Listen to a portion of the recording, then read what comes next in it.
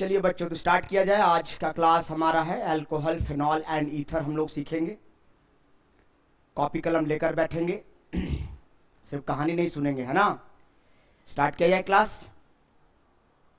Okay, तो alcohol, phenol and ether जो है वो हेलोएल्केन एंड हेलोएरिन के बाद का चैप्टर है, ऑर्गेनिक का। और इसमें हम बात करते हैं इसका इंपॉर्टेंस क्या है, इसका इंट्रोडक्शन क्या है।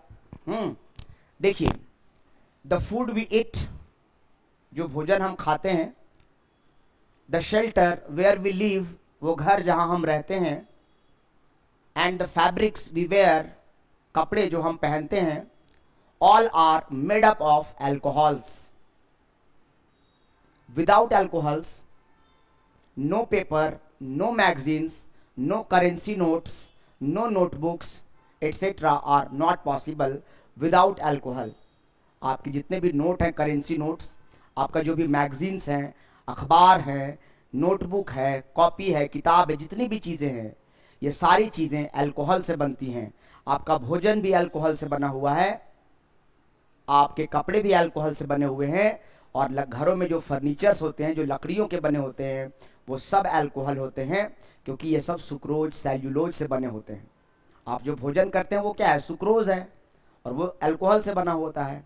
आप जो कपड़ा पहने हैं ये क्या है, सेल्यूलोज है, ये अल्कोहल से बना होता है ना। और जिस बेंच में आप बैठते हैं या जिस घर में आप रहते हैं, वहाँ पे जो फर्नीचर्स हैं, लकड़ियाँ हैं, वो सब सेल्यूलोज हैं, और वो भी अल्कोहल से बना होता है। समझ रहे हैं बातों को? ठीक है, तो इसका इंपॉर्टेंस की बात करेंगे। तो इसका जो इंपॉर्टेंस है वो है फूड, जिसको हम सुक्रोज कहते हैं,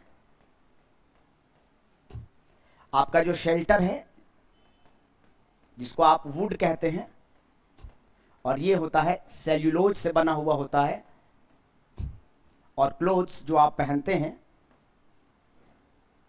ये भी कॉटन से बना होता है, और ये कॉटन जो होता है ये भी सेल्यूलोज होता है। ऑल आर मेड अप, इसके अलावा जितने भी पेपर्स होते हैं, है ना, चाहे वो नोटबुक के फॉर्म में हो, है ना, चाहे वो करेंसीज हो, चाहे वो मैगजीन्स हो, बुक्स हो, all are made up of alcohols.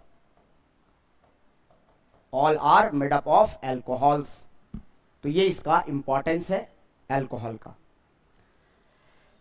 चलते हैं आगे, इसको नोट डाउन करते हुए आगे बढ़ें। इसका स्क्रीनशॉट लेना चाहें तो ले सकते हैं। आगे चलते हैं।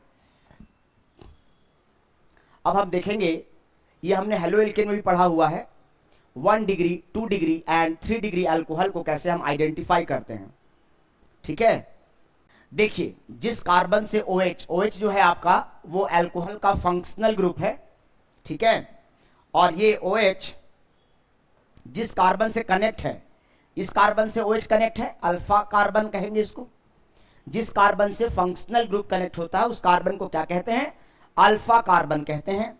और अल्फा कार्बन से डायरेक्ट कनेक्टेड कार्बन को बीटा कार्बन कहा जाता है। ठीक है, इस प्रकार अगर आप इस कंपाउंड में देखेंगे तो यहां पर आपको बीटा कार्बन जो है वो आपको दिखाई दे रहा होगा, एक बीटा कार्बन दिखाई दे रहा है, इसीलिए हम इसको कहेंगे कि ये 1 डिग्री अल्कोहल है। देखो, डिग्री का मतलब हमेशा खाली एंगल मापने के लिए यूज नहीं करते हैं कि 10 डिग्री इंक्लाइंड है, 10 डिग्री झुका हुआ है, 20 डिग्री झुका हुआ है। नहीं नहीं, डिग्री का मतलब होता है एक्सटेंट, अमाउंट, किस हद तक, कितनी मात्रा में। नहीं कहते हैं कि इसका बुखार कितना है, कितना डिग्री है, मतलब किस हद तक बुखार है। कहते हैं आपकी डिग्री क्या है, मतलब कहां तक आप पढ़े लिखे हैं।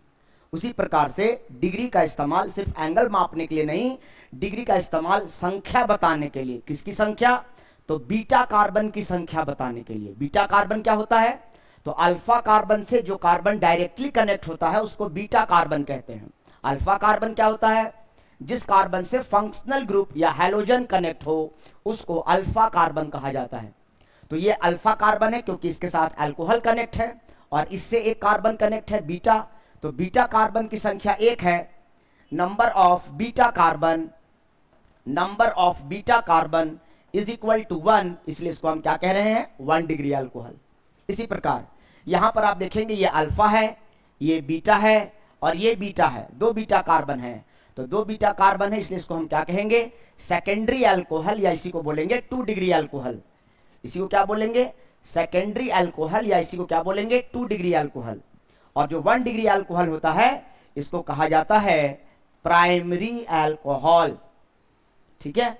इसी प्रकार इस कार्बन से OH कनेक्ट है, मतलब ये अल्फा, ये बीटा, ये बीटा, ये बीटा, 3 बीटा है, इसका मतलब नंबर ऑफ बीटा कार्बन 3 है, इसीलिए इसको क्या कह रहे हैं, 3 डिग्री अल्कोहल।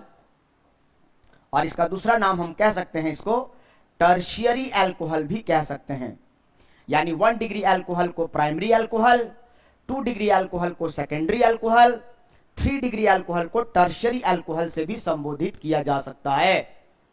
यहां पर सर, यहां पर ये हो गया अल्फा कार्बन और यहां एक भी कार्बन इससे डायरेक्ट कनेक्ट नहीं है, तो क्या सर इसको 0 डिग्री अल्कोहल कहेंगे? तो जवाब है नहीं। इसको क्या कहेंगे भाई, तो इसको मिथेनॉल कहेंगे। क्या कहेंगे इसको, सिर्फ और सिर्फ मिथेनॉल कहेंगे। इसको ना ही 1 डिग्री, ना ही 2 डिग्री और ना ही 3 डिग्री से संबोधित करेंगे, बोलेंगे। समझ में आ गया बात? इसका स्क्रीनशॉट ले लीजिए, नोट डाउन करिए, कुछ क्वेश्चन इससे प्रैक्टिस करके देखते हैं। चलिए, प्रॉब्लम फॉर प्रैक्टिस, हमें यहां पहचानना है, आइडेंटिफाई करना है कि कौन 1 डिग्री अल्कोहल है, कौन 2 डिग्री अल्कोहल है और कौन 3 डिग्री अल्कोहल है। मतलब क्वेश्चन में यहां करना क्या है, आइडेंटिफाई करना है प्यारे बच्चों। Identify 1 degree, 2 degree and 3 degree alcohol. 1 degree alcohol, 2 degree alcohol और 3 डिग्री अल्कोहल को पहचानना है। धीरे धीरे हम लोग आगे बढ़ेंगे, समझते हुए आगे बढ़ेंगे, है ना। देखिए, इसको देख के पहले घबराना नहीं है। सर ने क्या कहा, जिस कार्बन से OH कनेक्ट है। अब देखो यहाँ जो OH है वो यहाँ पर कोई कार्बन मत समझना, यहाँ कोई कार्बन नहीं है, यहाँ तो OH है और OH यहाँ पे कॉर्नर है ना, यहाँ पर कोना है, इसका मतलब ये अल्फा कार्बन है। अल्फा के बाद ये क्या है, बीटा कार्बन है। बीटा से जो कार्बन कनेक्ट होता है उसको गामा कार्बन कहते हैं। इस प्रकार ये वाला कार्बन भी गामा, ये वाला भी गामा। गामा के बाद को डेल्टा कहा जाता है।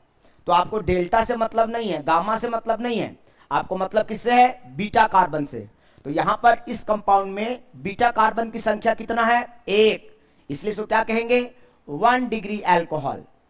इसी प्रकार इसके बारे में, यहां पर इस कार्बन से OH कनेक्ट है, मतलब ये अल्फा, अल्फा से कनेक्टेड कार्बन बीटा, ये बीटा, 2 बीटा है, इसका मतलब ये 2 डिग्री अल्कोहल।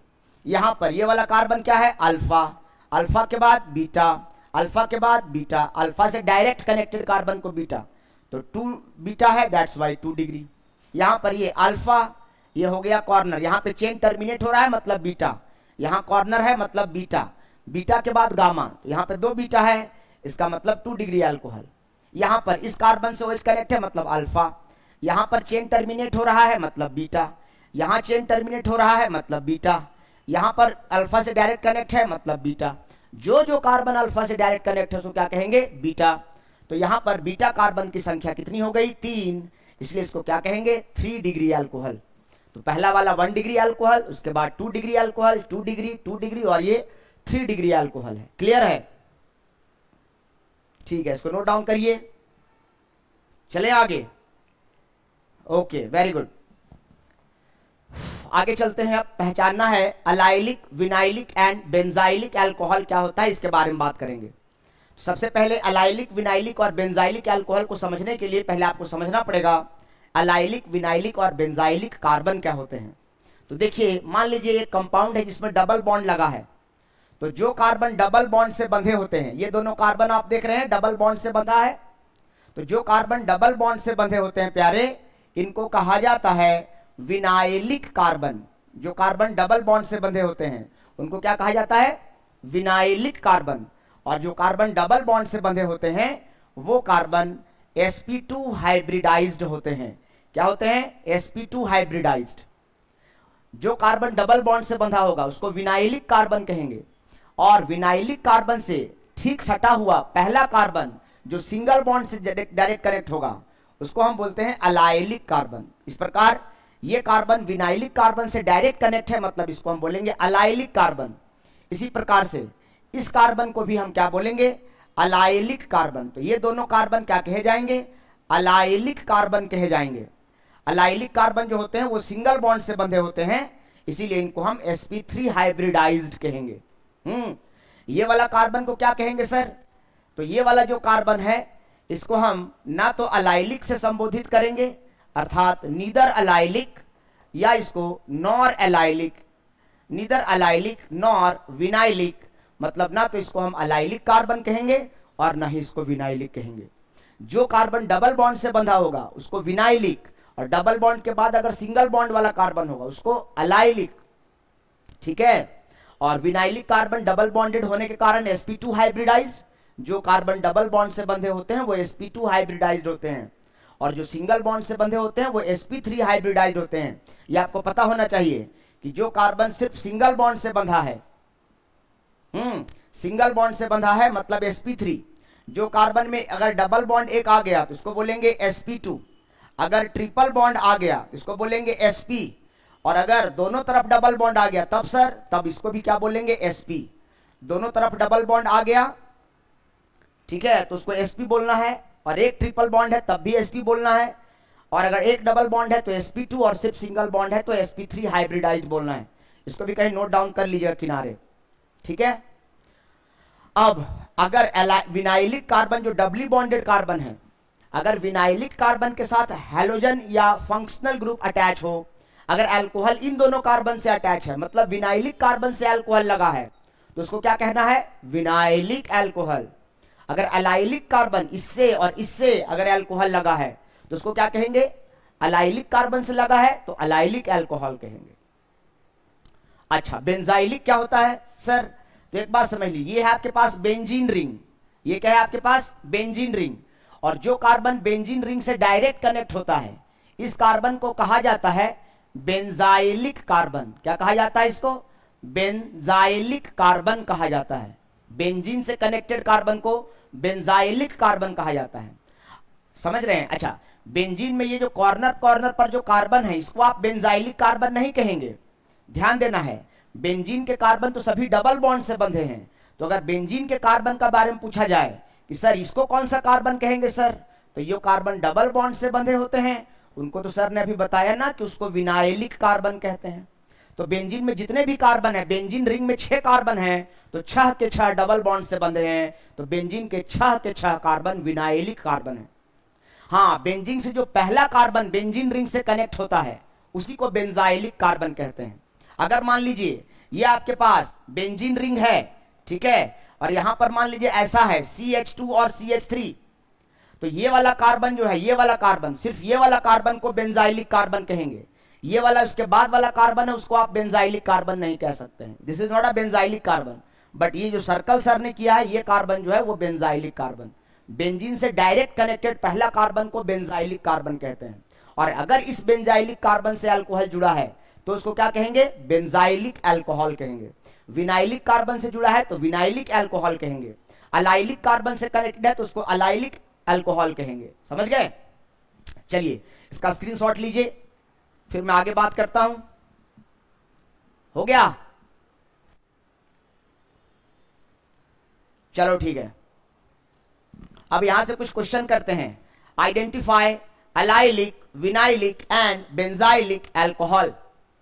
दिख रहा है आप लोगों को?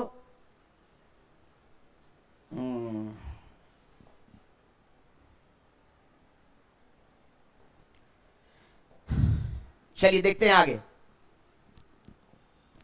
यहां पहचानना है इसमें से कौन अलाइलिक है, कौन विनाइलिक है और कौन बेंजाइलिक अल्कोहल है। एक मिनट, ठीक है। चलो देखो, इसमें पहचानना है कौन अलाइलिक है, कौन विनाइलिक और कौन बेंजाइलिक। अब देखना ध्यान से, पहले यहां से स्टार्ट करते हैं। ये वाला जो कार्बन है बेंजीन रिंग से डायरेक्ट कनेक्ट है, इसका मतलब इसको बेंजाइलिक नहीं बोलना है, इसको बोलेंगे विनाइलिक अल्कोहल। क्या बोलेंगे इसको? विनाइलिक अल्कोहल बोलेंगे, क्योंकि विनाइलिक कार्बन से कनेक्ट है। इसके बारे में अगर बात करेंगे तो देखो ध्यान से, यहां पर जो अल्कोहल है ये वाला कार्बन बेंजाइलिक कार्बन है। क्या बेंजाइलिक कार्बन से अल्कोहल कनेक्ट है? नहीं, तो इसको बेंजाइलिक नहीं कहेंगे। डबल बॉन्डेड विनाइलिक, विनाइलिक के बाद एलाइलिक, मतलब ये ना तो एलाइलिक है, ना विनाइलिक है, ना बेंजाइलिक है। मतलब अगर हमसे पूछा जाए कि ये कैसा अल्कोहल है, तो इन तीनों में से कोई भी नहीं है। बेंजाइलिक भी नहीं है, विनाइलिक भी नहीं है, एलाइलिक के बारे में कहा जाए तो ये एलाइलिक भी नहीं है, तीनों में से कोई नहीं है।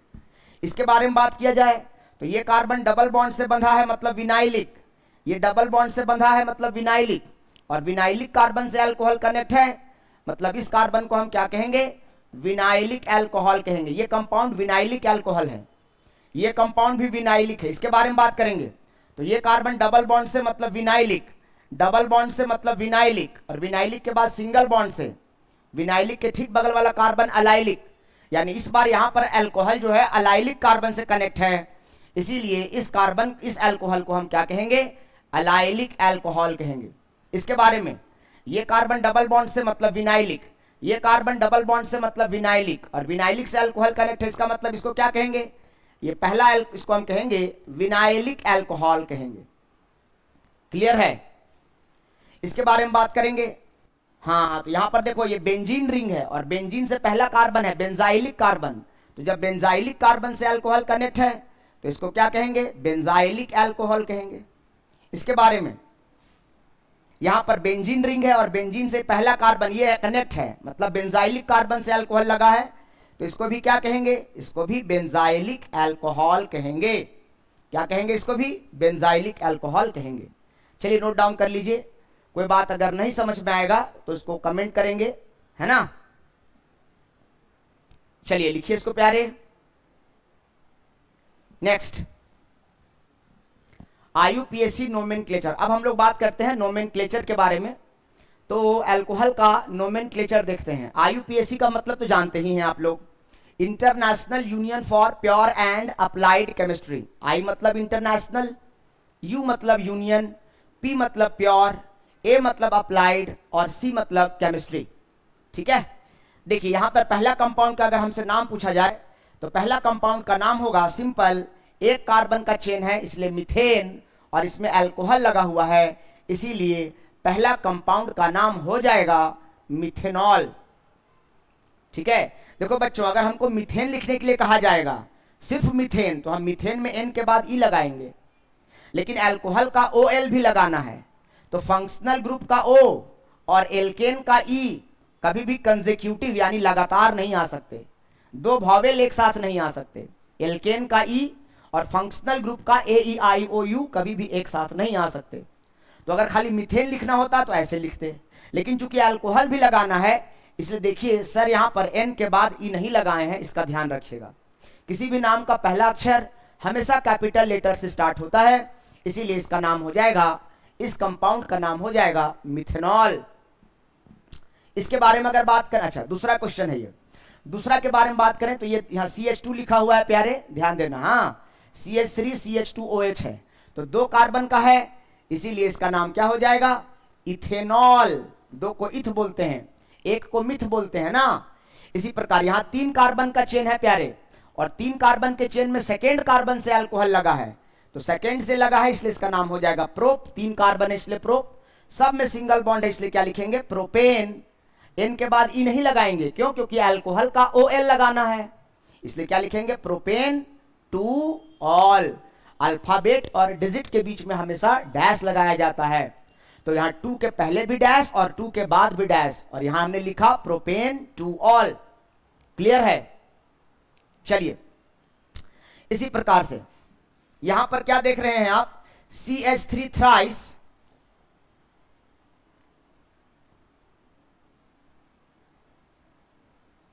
ठीक है। देखो अब यहां पर क्या लिखा हुआ है, CH3 थ्राइस। बहुत बच्चे यहां क्या गलती करते हैं, देखो इस क्वेश्चन में बहुत अच्छा सवाल है ये।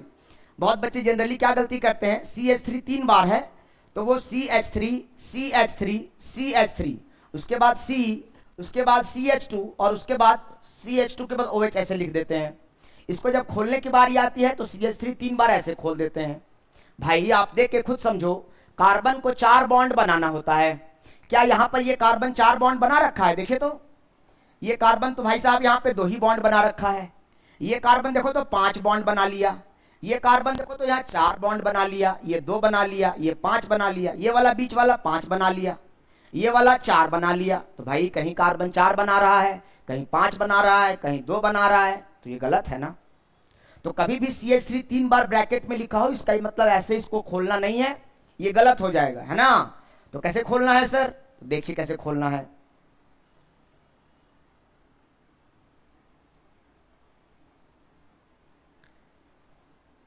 ठीक है, कैसे खोलना है देखो, CH3 3 बार है और यहां पे बाद में C लिखा है, तो पहले C लिखो और इस C से 3 बार CH3 कनेक्ट करो। CH3 जो भी ब्रैकेट में लिखा रहेगा समझना वो ब्रांच की तरह है। तो CH3 3 बार था, तो एक बार ऊपर, एक बार नीचे और एक बार बायां, और उसके बाद ये वाला C था, तो इसी C से तीनों को कनेक्ट किए। जो ब्रैकेट में है वो ब्रांच की तरह ऊपर नीचे और बायां आएगा, और ये वाला C जो था C हो गया। इसके बाद क्या हो गया, CH2, और इसके बाद क्या हो गया, OH। अब इसका हमको नाम लिखना है, तो सबसे पहला काम है लॉन्गेस्ट चेन बनाना। तो लॉन्गेस्ट चेन कितने कार्बन का बन रहा है देखो, सबसे लंबा चेन। अच्छा, ऐसा लंबा चेन चुनना जिसमें फंक्शनल ग्रुप भी आ रहा हो उस कार्बन से। तो देखो 3 कार्बन का चेन ऐसे भी बन रहा है ऊपर से नीचे, पर इसको हम पेरेंट चेन नहीं सेलेक्ट कर सकते हैं, इसको हम पेरेंट चेन सेलेक्ट नहीं कर सकते हैं। तो पेरेंट चेन सेलेक्ट करना किसको होगा, इसको। क्यों, क्योंकि इसमें क्या है, आपके साथ फंक्शनल ग्रुप लगा हुआ है, इसीलिए ये 3 कार्बन का पेरेंट चेन ऐसे सेलेक्ट करेंगे, ना कि 3 कार्बन का पेरेंट चेन ऐसे, क्योंकि इसमें इस कार्बन के साथ फंक्शनल ग्रुप लगा हुआ है। अब जो जो कार्बन पेरेंट चेन का हिस्सा नहीं बन पाया वो ब्रांच कहलाएगा। अब काउंटिंग किधर से करें सर, लेफ्ट हैंड साइड करें कि राइट हैंड साइड करें। अगर LHS काउंटिंग करते हैं तो क्या फर्स्ट कार्बन से कुछ लगा हुआ है, नहीं। राइट हैंड साइड काउंटिंग करते हैं तो क्या राइट साइड में कुछ लगा हुआ है, हाँ, इस कार्बन से फंक्शनल ग्रुप अटैच है। तो ये कार्बन सिर्फ पेरेंट चेन के कार्बन को काउंट करना है। और ये हो गया 1, ये वाला कार्बन 2 और ये वाला कार्बन 3। अब जब किसी भी कंपाउंड का नाम लिखना है तो नाम लिखते समय हमेशा BPF पैटर्न को फॉलो करना होता है। किसको फॉलो करना होता है, BPF, मतलब पहले ब्रांच को लिखना है, ब्रांच के बाद किसको लिखना है, पेरेंट चेन को लिखना है, और पेरेंट चेन के बाद किसको लिखना है जी, फंक्शनल ग्रुप को लिखना है। चलिए, तो सबसे पहले ब्रांच, तो ये मिथाइल ब्रांच है, एक कार्बन का ब्रांच है मतलब मिथाइल है, ये भी मिथाइल है, तो इसका नाम क्या हो जाएगा, इसका नाम हो जाएगा, यहां लिख रहा हूं मैं इसका नाम 2,2 डाई मिथाइल। 2 बार मिथाइल है और दोनों मिथाइल सेकेंड कार्बन पर लगा है, इसलिए लिखेंगे 2,2 डाई मिथाइल। ठीक है, दोनों ब्रांच का नाम हो गया। अब बारी है पेरेंट चेन का। कितने कार्बन का चेन है भाई, अरे 3 कार्बन का चेन है, तो 3 कार्बन को क्या कहते हैं जी, प्रोप, और सब में सिंगल बॉन्ड है इसलिए प्रोपेन। और कितने नंबर पर अल्कोहल लगा है, 1 नंबर पर, तो 1 ऑल लिखने का जरूरत नहीं है। अगर 1 नंबर पर कुछ लगा हुआ हो तो उसको 1 लिख करके दिखाने का जरूरत नहीं है, समझ रहे हैं। तो यहां पर क्या हो जाएगा, BPF को फॉलो करते हुए सबसे पहले ब्रांच का नाम, उसके बाद पेरेंट चेन का नाम, और सबसे लास्ट में अल्कोहल फंक्शनल ग्रुप का नाम लिखना होता है। तो इसलिए हमने लिखा मिथाइल ब्रांच ऊपर भी है नीचे भी है, और दोनों मिथाइल ब्रांच सेकंड पर है। 2,2 डाई मिथाइल, 3 कार्बन का चेन है इसलिए प्रोप, सब में सिंगल बॉन्ड है इसलिए प्रोपेन। N के बाद E नहीं लगाना है। N के बाद E क्यों नहीं लगाना है, क्योंकि अल्कोहल का क्या लगा रहे हैं आप, OL लगा रहे हैं, और इसीलिए प्रोपेनॉल हो गया। 1 नंबर पर अल्कोहल है तो 1 लिखकर दिखाने की जरूरत नहीं होती है। इसी प्रकार से इस कंपाउंड का नाम लिखना, ये इंपॉर्टेंट क्वेश्चन है, ध्यान दीजिएगा। ये जो सवाल है ना ये महत्वपूर्ण है, इसके बारे में बात करते हैं। अब देखो, देखिए यहां पर क्या है, आप इस क्वेश्चन में अगर देखेंगे ध्यान से तो पाएंगे कि यहां पर आपको 2 फंक्शनल ग्रुप दिखाई दे रहा है। एक आपको COOH दिखाई दे रहा है जो कि कार्बोक्सिलिक एसिड है, और एक आपको OH दिखाई दे रहा है जो कि अल्कोहल है। तो जब एक ही कंपाउंड में 2 फंक्शनल ग्रुप मौजूद हों तो जो कार्बन कंटेनिंग फंक्शनल ग्रुप होगा इसको कहते हैं कार्बन कंटेनिंग फंक्शनल ग्रुप, यानी ऐसा फंक्शनल ग्रुप जिसमें फंक्शनल ग्रुप भी है और कार्बन भी लगा हुआ है। तो ऐसे फंक्शनल ग्रुप की प्राथमिकता, प्रायोरिटी ज्यादा होता है। जब एक ही कंपाउंड में 2 फंक्शनल ग्रुप हो तो ये जो कार्बन कंटेनिंग फंक्शनल ग्रुप है इसकी प्राथमिकता ज्यादा है, मोर प्रायर, है ना। और यहां पर जो अल्कोहल है इसके सामने ब्रांच की तरह बिहेव करेगा।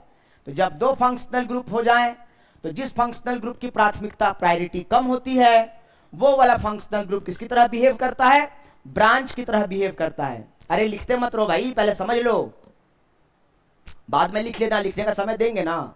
तुम तुरंत बस कॉपी करने में लग जाते हो, पहले समझ तो लो। तो यहां पर ये ब्रांच की तरह, जब दो फंक्शनल ग्रुप हैं तो अल्कोहल ब्रांच की तरह, और कार्बन कंटेनिंग फंक्शनल ग्रुप ये किसकी तरह बिहेव करेगा, act as functional group, short में लिख रहा हूं मैं FG, और ये किसकी तरह बिहेव करेगा अल्कोहल, तो एक्ट एज ब्रांच। अच्छा ध्यान देना, जब अल्कोहल फंक्शनल ग्रुप की तरह बिहेव करता है तो उसको हम लगाते हैं OL लास्ट में, लेकिन अल्कोहल जब ब्रांच की तरह बिहेव करेगा तो हम उसके लिए क्या बोलते हैं, हाइड्रोक्सी। अल्कोहल जब ब्रांच की तरह बिहेव करेगा तो क्या बोलना है उसको, हाइड्रोक्सी। चलिए अब देखो, ये कार्बन कंटेनिंग फंक्शनल ग्रुप है, इसको ऐसे समझ लो कि ये अमिताभ बच्चन है, ये जहां खड़ा होगा लाइन वहीं से शुरू होगा, हमेशा चेन चाहे छोटा ही क्यों नहीं हो जाए, हमेशा कार्बन कंटेनिंग, यानी ये 1 नंबर हो जाएगा, ये 2 नंबर, ये 3 नंबर और ये 4 नंबर। अब सबसे पहले किसका नाम लिखते हैं, BPF, सबसे पहले ब्रांच का, तो ब्रांच यहां अल्कोहल है, कितना नंबर पर, 3 नंबर पर, इसलिए इसका नाम हो जाएगा 3 हाइड्रोक्सी। 3 हाइड्रोक्सी ब्रांच हो गया। अब कितने कार्बन का चेन है, 4, तो 4 कार्बन को क्या कहते हैं, ब्यूट, और सिंगल बॉन्ड है इसलिए ब्यूटेन, और कार्बोक्सिलिक एसिड का OIC लास्ट में लगाएंगे, कार्बोक्सिलिक के लिए OIC लगाना पड़ता है, अल्कोहल के लिए OL लगाना पड़ता है, एल्डिहाइड के लिए AL लगाना पड़ता है ना। यहां पर ये गलत हो गया है, यहां पर इसको सुधार लीजिएगा, यहां पर COH नहीं, इस क्वेश्चन में CHO लिखा हुआ है, करेक्ट कर लेना इसको। CHO का मतलब एल्डिहाइड है, और जो कॉन्सेप्ट यहां लागू हुआ है सेम कॉन्सेप्ट यहां पर भी लागू होगा, मतलब इस क्वेश्चन में एल्डिहाइड भी है, इसको सुधार लेना, ये नहीं होगा, COH नहीं, CHO वहां पे लिख लेना, ठीक है। और CHO का मतलब होता है एल्डिहाइड, और ये भी कार्बन कंटेनिंग फंक्शनल ग्रुप है, इसके सामने ये ब्रांच हो जाएगा अल्कोहल, तो अल्कोहल जब ब्रांच हो जाएगा, सर ने क्या कहा, हाइड्रोक्सी। अच्छा, ये कार्बन कंटेनिंग फंक्शनल ग्रुप है, तो ये 1 नंबर, ये 2 नंबर, ये 3 नंबर, यानी सेकेंड कार्बन पर ब्रांच लगा है, तो इस कंपाउंड का नाम क्या हो जाएगा जी, 2 हाइड्रोक्सी। क्या हो जाएगा प्यारे, 2 हाइड्रोक्सी। सेकेंड कार्बन पर अल्कोहल ब्रांच है इसीलिए 2 हाइड्रोक्सी। 3 कार्बन का चेन है इसीलिए इसको क्या बोलेंगे, प्रोप, सिंगल बॉन्ड है इसलिए प्रोपेन, और एल्डिहाइड के लिए AL लगाएंगे, लास्ट में AL लिखा हुआ है, प्रोपेनअल। यहां पर अगर हम बात करें तो ये 3 कार्बन का अल्कोहल है और तीनों में ब्रांच लगा हुआ है, तो यहां पर हम प्रोपेन 1 2 3 ट्राई ऑल शब्द का इस्तेमाल करेंगे। इसका नाम क्या हो जाएगा, 3 कार्बन का पेरेंट चेन है और तीनों पर अल्कोहल लगा हुआ है, इधर से काउंटिंग करें चाहे इधर से काउंटिंग करें, कोई दिक्कत वाली बात नहीं है। Propane 1 2 3 try all. अच्छा एक बात आप पता नहीं आपने ध्यान दिया कि नहीं दिया, जहां डाई ट्राई चीजें लगी हो तो यहां N के बाद E लगा सकते हैं। लगा सकते हैं क्या मतलब लगाना ही है। यहां पर आपने देखिए, यहां पर N के बाद सर ने E नहीं लगाया है, यहां पर सर ने N के बाद E नहीं लगाया, यहां नहीं लगा, यहां नहीं लगा, लेकिन यहां पर देखो N के बाद E भी लगा। क्यों? क्योंकि O डायरेक्ट नहीं ना आ रहा है, एक साथ E और O ना नहीं आ सकता है। डाई का D आ सकता है, ट्राई का T आ सकता है, E के बाद T आ सकता है, कोई दिक्कत नहीं है। तो जब भी कभी डाई ऑल ट्राई ऑल अगर आप लिख रहे हो तो फिर आपको एल्केन के बाद E लगाने में कोई हर्ज नहीं है, एल्केन का E लगाना है आपको। और इस प्रकार से इस कंपाउंड का नाम ये हो गया, इस कंपाउंड का नाम ये, इस कंपाउंड का ये, इसका ये, इसका ये, इस कंपाउंड का नाम ये, इस कंपाउंड का नाम ये, और इस कंपाउंड का नाम यहां पर आपके पास लिखा हुआ है। समझ गए प्यारे?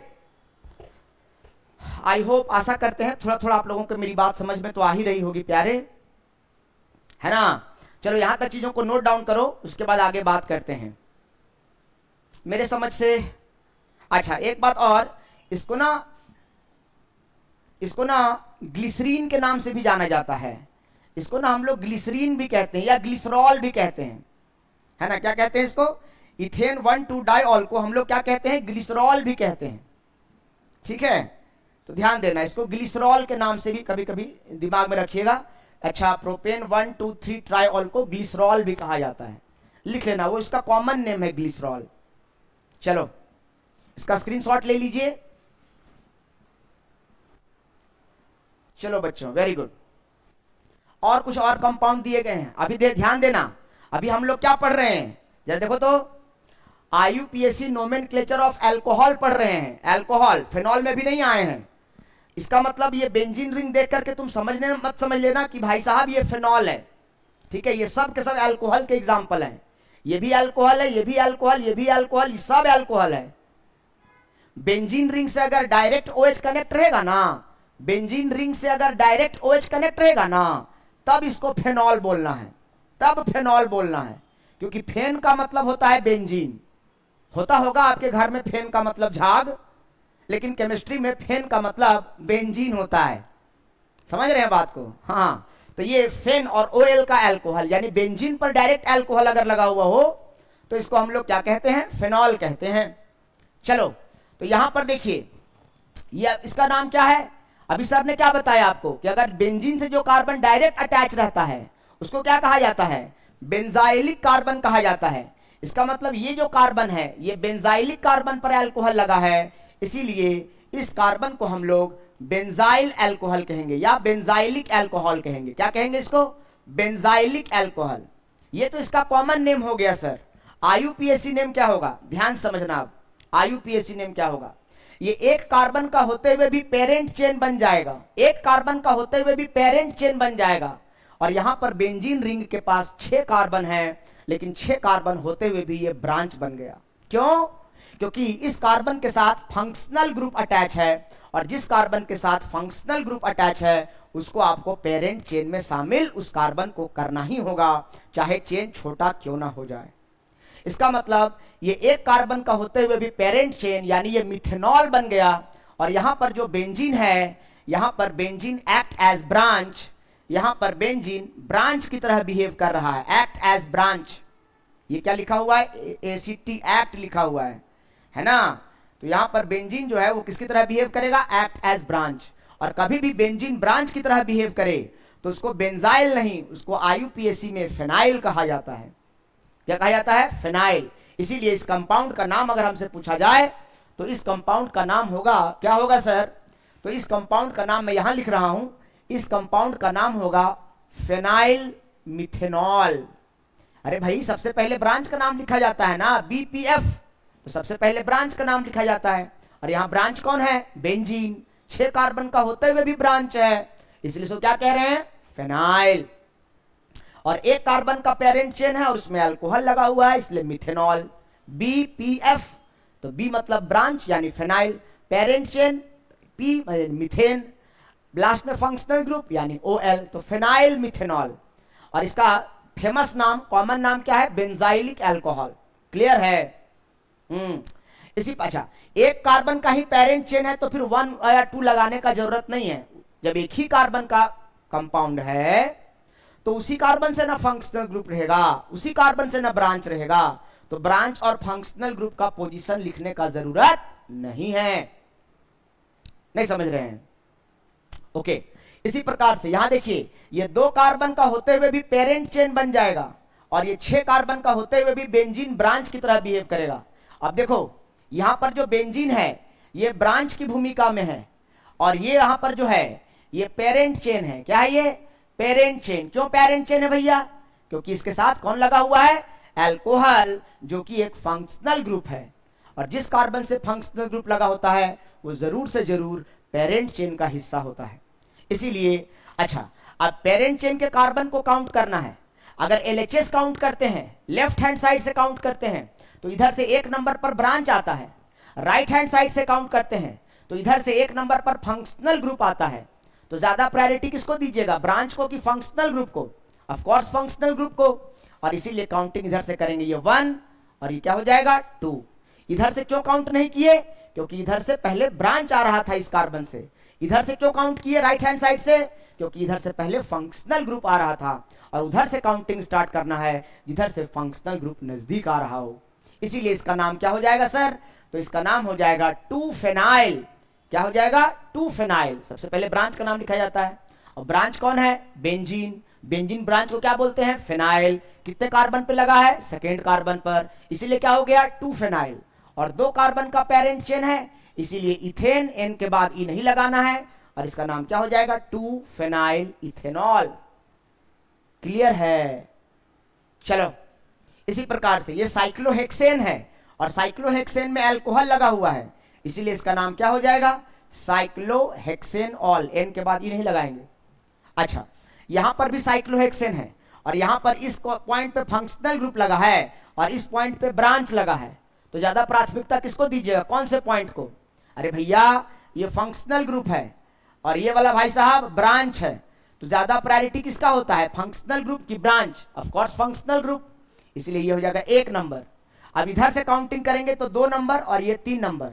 अगर इधर से करेंगे तो 2 3 4 5 पर, जब इधर से 3 पर ब्रांच आ रहा है तो इधर से काउंटिंग करके घड़ी की दिशा में क्लॉकवाइज काउंटिंग करके 5 नंबर पर ब्रांच क्यों लाएं? जब 3 पर ब्रांच आ रहा है तो हमेशा लोवेस्ट सेट ऑफ लोकेंट देखना चाहिए, उधर से काउंटिंग करना चाहिए जिधर से कोई भी चीज नजदीक आ रहा हो। इसीलिए इसका नाम हो जाएगा, क्या हो जाएगा इसका नाम भाई? इसको हटाते हैं यहां से, है ना, इसको हटाते हैं।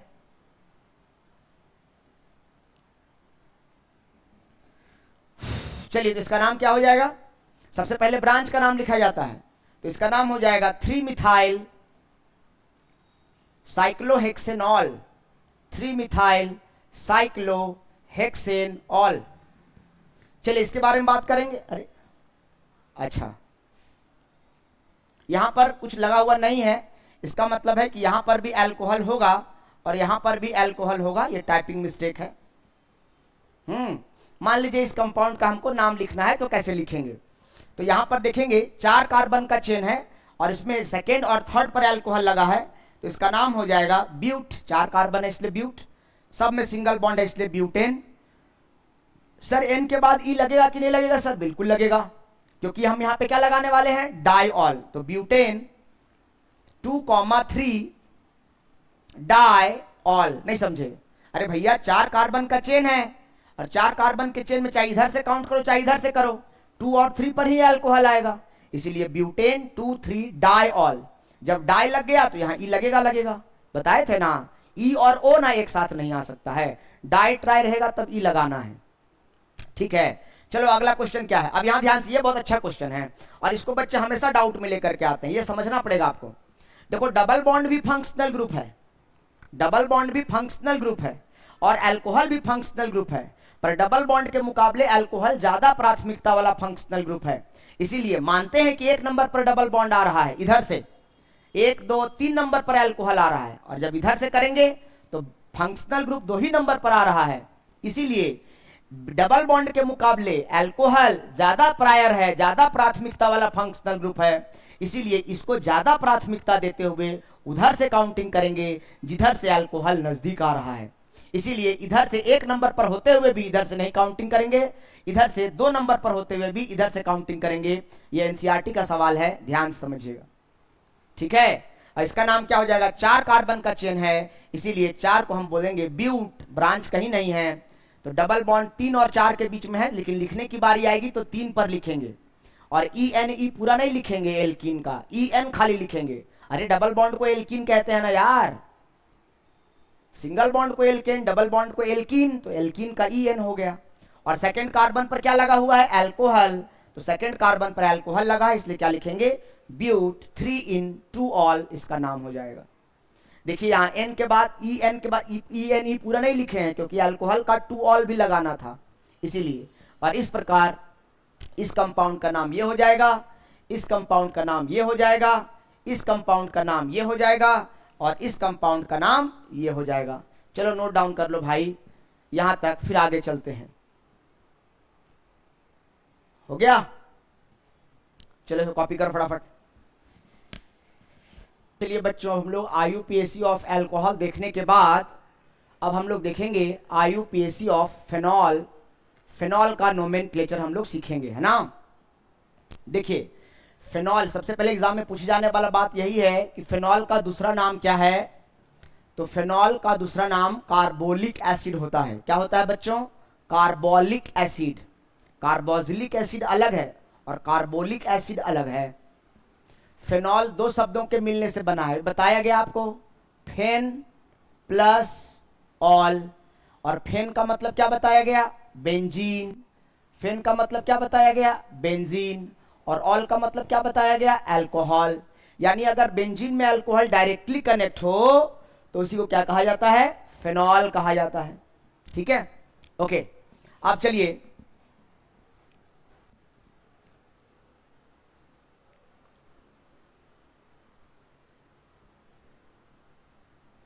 चलिए ठीक है, 1 मिनट स्क्रीन देख लें अपना।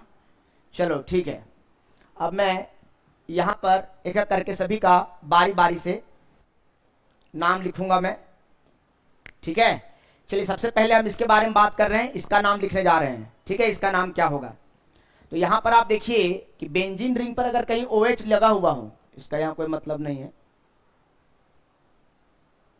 अगर बेंजीन रिंग पर OH लगा है तो उसको फेनॉल कहना है।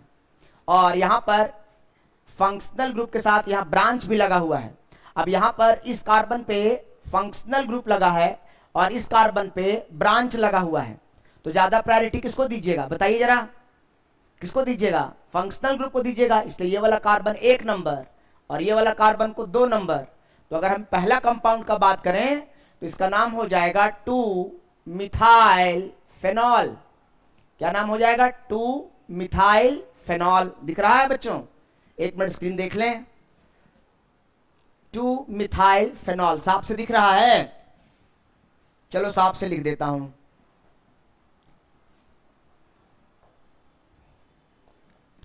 क्या नाम हो जाएगा पहला का? 2 मिथाइल फेनॉल। ये पहला का 2 मिथाइल। क्यों? देखो नाम लिखते समय हमेशा क्या ध्यान देना है? BPF यानी पहले ब्रांच का।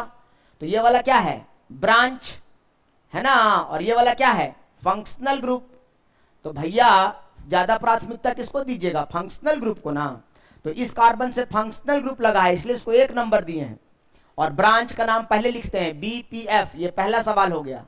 दूसरा का नाम देखना है। चलिए यहां पर कुछ नहीं है, सिर्फ बेंजीन रिंग पर OH लगा हुआ है इसलिए इसका नाम क्या हो जाएगा? फेनॉल। ये दूसरा का नाम हो जाएगा फेनॉल। तीसरा का बात करते हैं। तीसरा देखिए यहां पर क्या है? ये बेंजीन रिंग पे 1 लगा हुआ है, यहां पर 2 इसको बोलेंगे तो फिर 3, फिर 4, फिर 5 और फिर 6। ये नहीं कि इधर से आधा काउंट किए इधर से आधा किए, 1 के बाद इधर 2 कर दिया फिर 1 के बाद इधर 2 कर दिए। 2 डाइमिथाइल नहीं बोलना है। अगर एक बार इधर से काउंटिंग शुरू कर दिए तो लास्ट तक पूरा इधर से ही काउंटिंग करना है। इसका मतलब क्या हो गया? 2,6 डाइमिथाइल फेनॉल। 2 कॉमा 2 डिजिट के बीच में कॉमा लगाना है। 2,6 डाइमिथाइल फेनॉल। 2,6 dimethyl phenol. ठीक है, इसका भी नाम हो गया। इसमें यहां पर बेंजीन पर 2 बार अल्कोहल है तो इसको फेन 1,2 डाइऑल नहीं बोलेंगे। इसका नाम फेन 1,2 डाइऑल नहीं होगा, इसका नाम फिर बेंजीन लगाना पड़ेगा और इसका नाम में होगा बेंजीन 1,2 डाइऑल। और जब अगर बेंजीन 1,2 डाइऑल होगा तो ये कैटेकॉल के नाम से भी जाना जाता है। कैटेकॉल, इसका कॉमन नेम है कैटेकॉल। ठीक है, ये 4 नंबर हो गया। 5 नंबर की बात करेंगे। 5 नंबर की बात करेंगे तो यहां पर इसका नाम हो जाएगा, जरा देखिए क्या नाम हो जाएगा? बेंजीन। बताओ क्या हो जाएगा? 1, 2, 3 बेंजीन 1,3 डाइऑल। और जब 1 और 3 पर अल्कोहल लगा होगा तो इसको हम लोग बोलते हैं रेसोर्किनॉल। क्या बोलते हैं इसको? रेसोर्किनॉल, है ना। ये एनसीईआरटी बुक से लिया गया है कंपाउंड। इसका कॉमन नेम है रेसोर्किनॉल और इसका आईयूपीएसी नेम है बेंजोल, बेंजीन 1,3 डाइऑल। इसी प्रकार यहां पर देखो 1, 2, 3 और 4 पर अल्कोहल लगा है, इसलिए क्वेश्चन नंबर 6 का जो नाम हो जाएगा, इसका नाम क्या हो जाएगा? तो इसका नाम हो जाएगा बेंजीन 1,4 डाइऑल। और इसको बोला जाता है हाइड्रोक्विनॉन। क्या बोला जाता है? हाइड्रोक्विनॉन कहा जाता है। हाइड्रोक्विनॉन। अच्छा, यहां पर बेंजीन 3 जगह लगा हुआ है तो इसको हम लोग बोलते हैं बेंजीन, क्या बोलेंगे? देखो आप ही बताओ। 1, 2, 3 ट्राइऑल। इसका नाम क्या है? यहां पर इसको 1 नंबर यहां से काउंट नहीं करेंगे प्यारे, यहां से करेंगे। यहां से क्यों करेंगे? यहां से करेंगे तो फिर 1 के बाद 2, 2 के बाद 3, 4, 5, 6 में आ जाएगा, इसलिए यहां से करेंगे। यहां भी तो अल्कोहल है ना, तो 1, 2 और 3। तो बेंजीन में 3 बार लगातार अल्कोहल है, इसलिए बेंजीन 1, 2, 3 ट्राइऑल इसका नाम हो जाएगा। हो जाएगा ना? बेंजीन 1, 2, 3 ट्राइऑल। ठीक है। इसका दूसरा नाम होता है पायरोगैलोल। क्या होता है? पायरोगैलोल इसका कॉमन नेम होता है, इसका कॉमन नेम हाइड्रोक्विनॉन, इसका कॉमन नेम रिसोर्किनॉल, कैटेकॉल 2,6 इसका कोई आयु कॉमन नेम नहीं है। और फेनॉल, फेनॉल का तो जानते ही दूसरा नाम क्या होता है, कार्बोलिक एसिड। क्या होता है, कार्बोलिक एसिड। इस प्रकार यहां पर दिए गए 7 कंपाउंड हैं और सातों का नाम यहां पर आपके सामने मेंशन किया गया है। मैं साइड हो जा रहा हूं, आप लोग देख लें एक बार, ठीक है। चलें आगे अब, पायरोगैलोल, ठीक है, वेरी गुड। चलिए आगे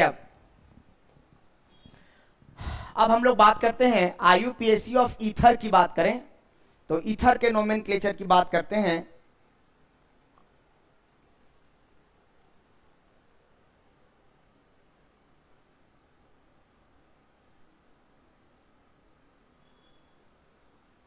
दिख रहा है, थोड़ा स्मूथ करने की जरूरत है।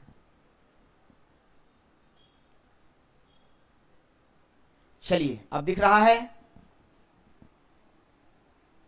एक मिनट, हाँ ठीक है। चलो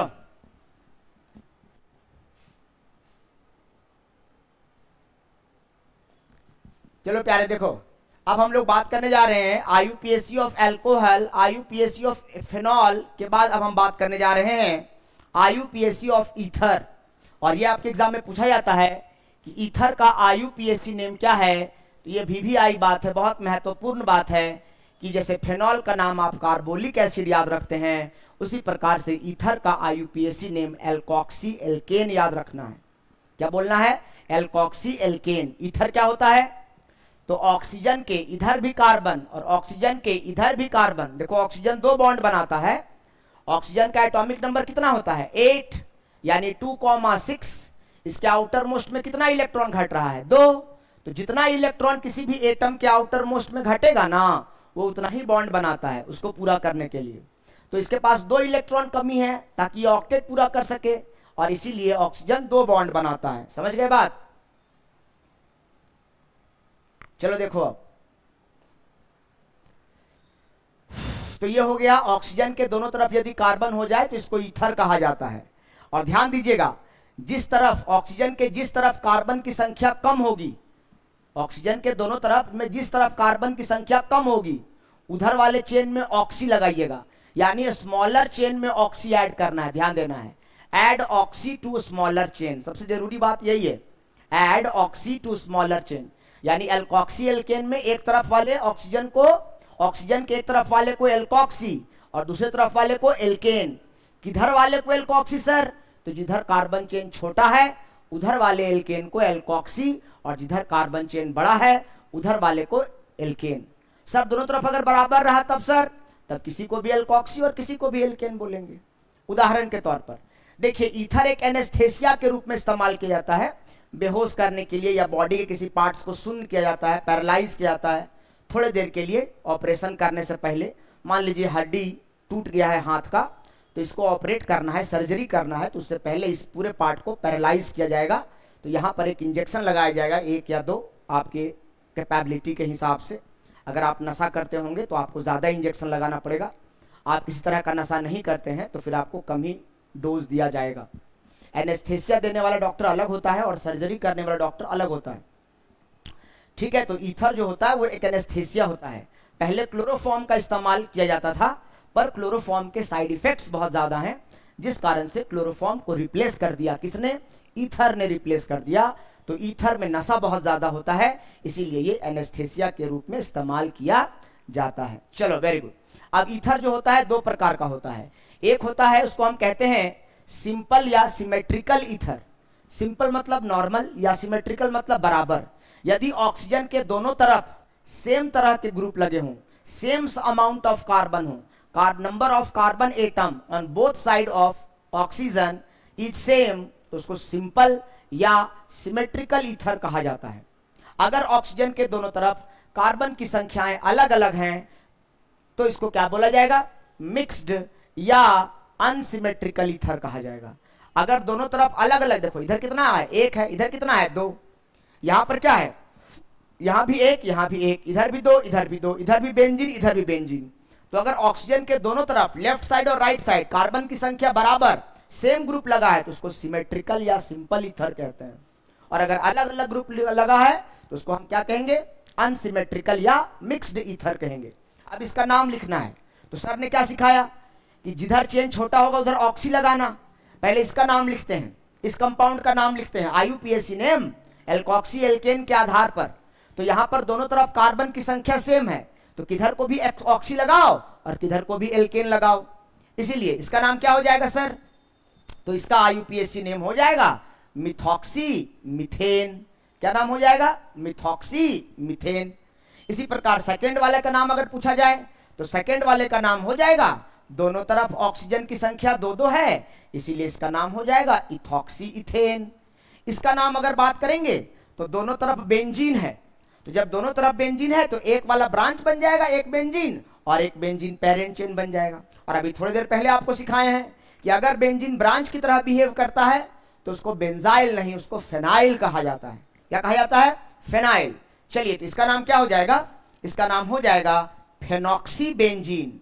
एक तरफ वाले ब्रांच को में ऑक्सी लगाना है, और जो लॉन्गेस्ट चेन है उसको पेरेंट चेन बनाना है, उसको एल्केन बोलना है, और ब्रांच को एल्कोक्सी बोलना है, और लॉन्गेस्ट चेन को पेरेंट चेन बोलना है, एल्केन बोलना है।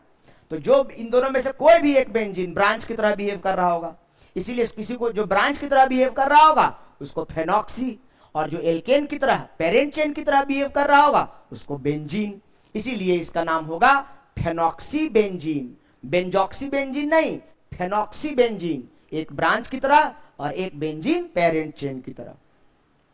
ओके, इसी तरह से यहां पर अगर इसका बात करते हैं, है ना, इसका बात करते हैं, तो ऑक्सीजन के इधर एक कार्बन है और ऑक्सीजन के इधर 2 कार्बन है। तो सर ने क्या सिखाया, जिधर चेन छोटा उधर ऑक्सी, तो इधर एक कार्बन इधर 2 कार्बन, तो छोटा वाला मीथेन वाला हो गया, इसलिए इसका नाम क्या हो जाएगा, मिथॉक्सी। इसका बात कर रहे हैं, इसका फर्स्ट वाले का मिथॉक्सी, और 2 कार्बन का चेन है इसलिए क्या हो जाएगा, मिथॉक्सी इथेन। समझ रहे हैं बात को। इसी प्रकार इसका नाम लिखेंगे तो इधर क्या है, 1 कार्बन, इधर 6 कार्बन का बेंजीन रिंग है, इसीलिए इसका दूसरा नाम हो जाएगा मिथॉक्सी, दूसरे वाले का नाम हो जाएगा मिथॉक्सी बेंजीन। लेकिन ये मिथॉक्सी बेंजीन से भी ज्यादा एनिसोल के नाम से फेमस है। किसके नाम से फेमस है, एनिसोल। यानी बेंजीन रिंग पर अगर कहीं पर भी ऐसा लिखा दिखाई दे OCH3, तो समझ जाइएगा क्या लिखा हुआ है, इसको क्या कहते हैं, एनिसोल कहते हैं, एनिसोल। अच्छा, कभी कभी ध्यान देना, बेंजीन रिंग पर ऐसा ना लिखकर OMe लिख दे तो भी परेशान मत हो जाना। OMe का मतलब है ऑक्सीजन के साथ Me का मतलब है मिथाइल। क्या है, मिथाइल। तो मिथाइल लगा हुआ है, OMe मतलब समझिएगा ऑक्सीजन के साथ ये मिथाइल ग्रुप लगा हुआ है, तो मिथाइल को कहीं कहीं पे CH3 ना लिखकर Me भी लिख देगा। तो अगर Me लिख देगा तो समझना कि वो क्या लिखा हुआ है, एनिसोल है, मिथॉक्सी बेंजीन है। तो मिथॉक्सी बेंजीन का दूसरा नाम क्या होता है, एनिसोल होता है। एनिसोल ऐसे भी लिखा जा सकता है, एनिसोल ऐसे भी लिखा जा सकता है। और ऑक्सीजन के दोनों तरफ यदि कार्बन हो तो उसी को क्या कहा जाता है, ईथर कहा जाता है। चलो इसको स्क्रीनशॉट लो, फिर आगे बात करेंगे। चले प्यारे, ले लो इसका स्क्रीनशॉट ले लो।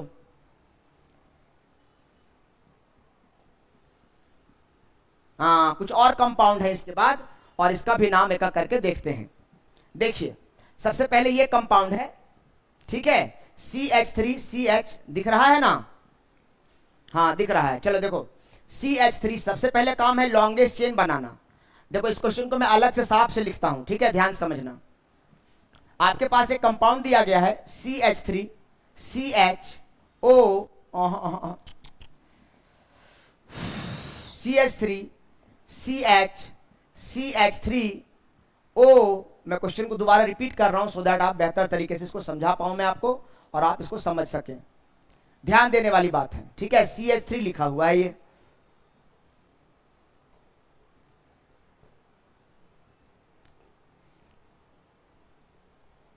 ठीक है। अब देखो, सबसे पहला काम क्या है, देखना कि किधर का चेन छोटा है किधर चेन बड़ा है। तो दोनों तरफ देखेंगे तो 3-3 कार्बन का ही चेन बन रहा है। 3 का, हमको तो सर 2 का ही दिख रहा है। क्यों तुमको 2 का दिख रहा है भाई, लॉन्गेस्ट चेन बनाओ ना। ये लॉन्गेस्ट चेन 3 का चेन नहीं बन रहा है, तो 3 का चेन बने, यहां से थोड़े काउंटिंग करना है। अरे ये अमिताभ बच्चन थोड़े है कि यहीं से गिनती शुरू करेंगे। कार्बन कंटेनिंग फंक्शनल ग्रुप रहेगा तब ना। तो इसका मतलब कोई जरूरी नहीं है कि ऑक्सीजन यहां से लगा है तो यहीं से गिनती करें, ना ना ना, लॉन्गेस्ट चेन बनाना है तो 3 का चेन ऐसे बना लो, चाहे 3 का चेन ऐसे बना लो।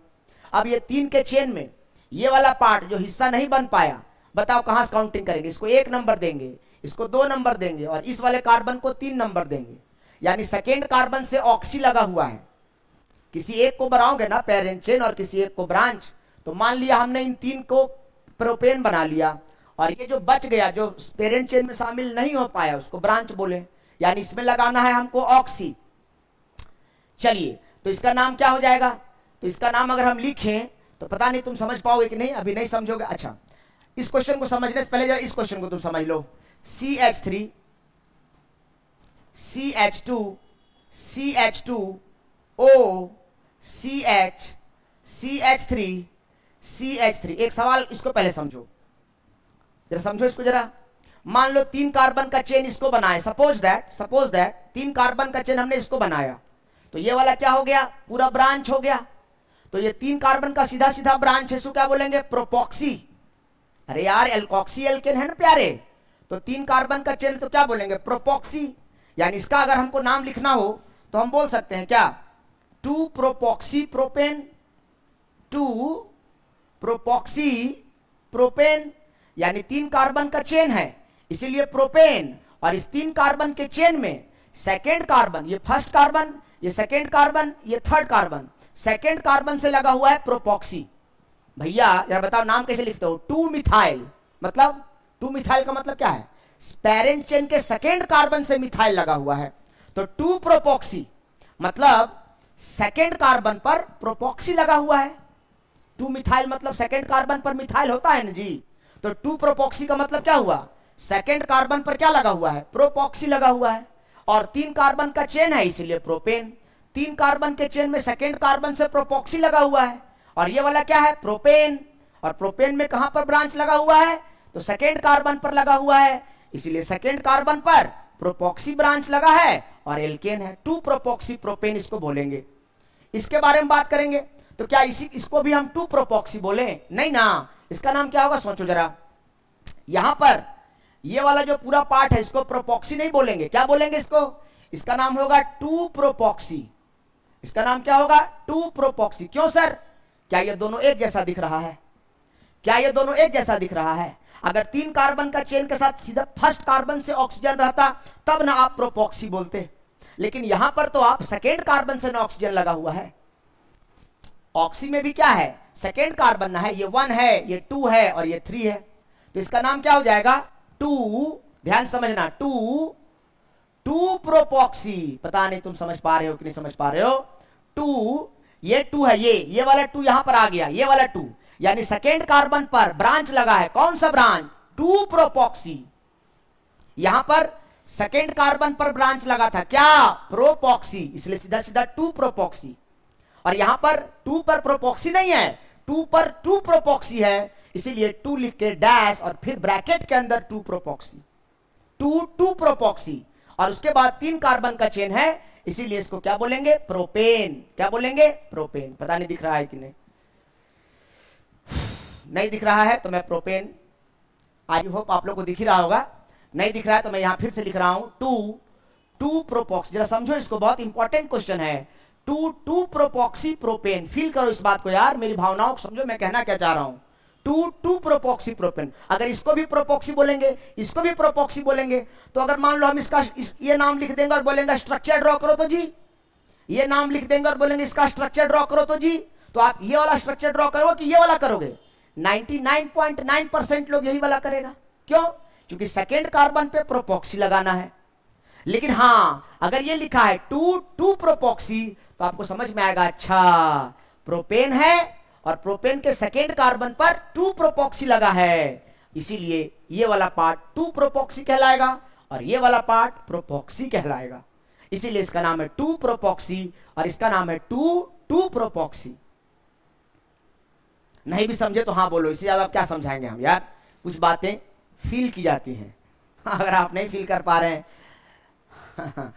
तो इसमें मैं क्या कर सकता हूं? चल कोई ना, चलो तो ये क्वेश्चन हो गया पहला, इसको नोट डाउन करो। इसके बगल में इसको भी कहीं लिख लीजिएगा, ये इसका पता नहीं ये क्वेश्चन लिखा हुआ है कि नहीं है। अगर ये नहीं भी लिखा हुआ है तो इसको आप लिखो, इस क्वेश्चन को आप लिखो, ठीक है, समझे मैं क्या बोल रहा हूं। लिखो इसको, स्क्रीनशॉट ले लो, आगे मैं अगला सवाल बनाने जा रहा हूं। देखो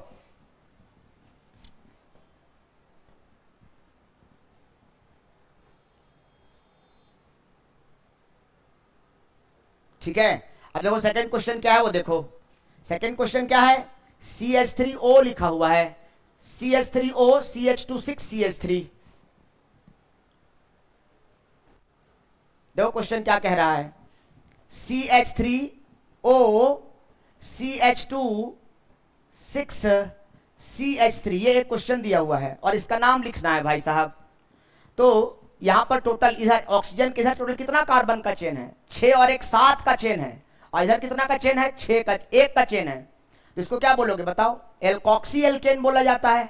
तो एल्कोक्सी एल्केन के हिसाब से इसका नाम क्या हो गया, मिथॉक्सी, और एल्केन में 7 कार्बन का चेन है, तो क्या बोलोगे इसको, हेप्टेन। क्या बोलोगे, मिथॉक्सी हेप्टेन। नहीं,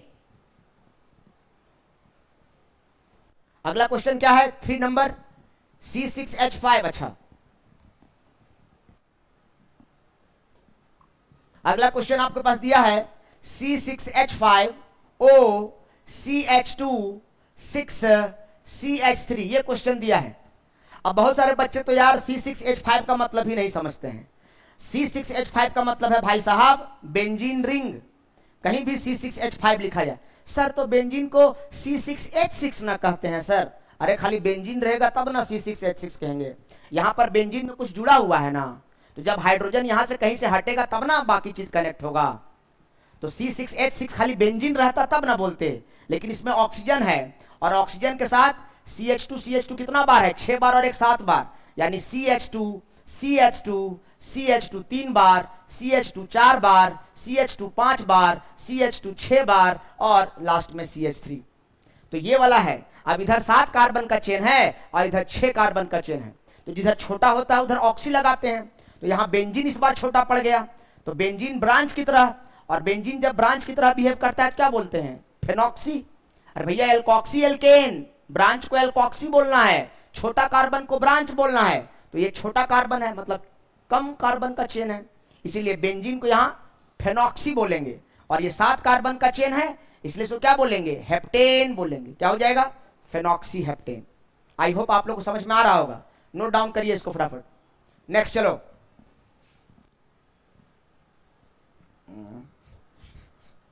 अगला क्वेश्चन क्या है ये देखो। हाँ ये बढ़िया सवाल है भाई साहब, इस क्वेश्चन नंबर 4 करने जा रहे हैं भाई साहब, ठीक है।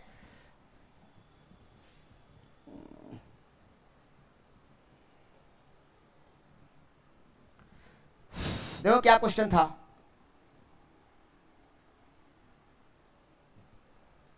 क्या क्वेश्चन था देखिए। यहां लगा है CH3, यहां लगा है CH3, और यहां पर आपके पास क्या है, OCH3, ठीक है। अब ध्यान समझिएगा, यहां पर मिथॉक्सी, ये भी एक ब्रांच है, मिथॉक्सी जो है ये भी एक ब्रांच है, ठीक है। मिथॉक्सी एल्केन, अरे मिथॉक्सी मीथेन, ये भी एक ब्रांच है, मत सोचना कि फंक्शनल ग्रुप है। एल्कोक्सी एल्केन में एल्कोक्सी ब्रांच होता है, और यहां पर ये मिथाइल है, ये मिथाइल है, ये भी एक ब्रांच है, ये भी मिथाइल और ये भी मिथाइल। अब इस पॉइंट पर यहां भी मिथाइल, यहां भी मिथाइल, और यहां मिथॉक्सी, अल्फाबेट भी सेम है, अल्फाबेट भी सेम है। तो कौन वाला कार्बन को ज्यादा प्रायोरिटी दें, कहां से काउंटिंग स्टार्ट करें। तो ये नहीं कि ये फंक्शनल ग्रुप जैसा दिख रहा है इसलिए यहां से करेंगे, ना ना ना ना ना। इस पॉइंट पर 2 कार्बन का ब्रांच है, यानी इस पॉइंट पर 2 ब्रांच है और इस पॉइंट पर एक ही ब्रांच है। तो जिस कार्बन पर ब्रांच की संख्या ज्यादा है उसको 1 नंबर देंगे, और जिस पे ब्रांच की संख्या कम है उसको 2 नंबर देंगे। इसकी प्राथमिकता बढ़ गई, क्यों, क्योंकि इसके पास ब्रांच की संख्या ज्यादा है, इसके पास क्या है, ब्रांच की संख्या ज्यादा है, ठीक है। चलिए तो इसका नाम क्या हो जाएगा, अब ये है मिथॉक्सी और ये है मिथाइल।